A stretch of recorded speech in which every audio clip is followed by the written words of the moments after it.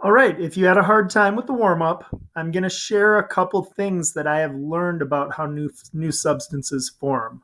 So, in my box down at the bottom of the warm up, okay, what I'm doing is I'm trying to tell the people of Westfield how the rust in their water formed.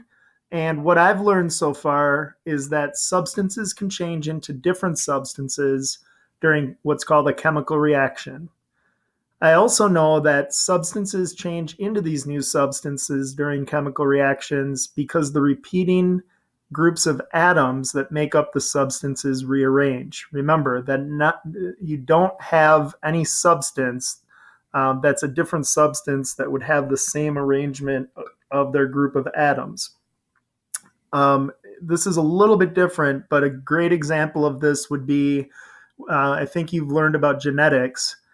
All of us are different and we have different properties. So Mr. Wettig is different than I am, and it's because of the genetics that make us up. We can't see that, but outwardly at a macro scale, Mr. Wettig looks a lot different than I do. It's very similar with substances. It's the atoms and the group of atoms that make up a substance that we can't see that leads at a macro scale to the properties that you see of different substances, such as water, oil, blood, etc.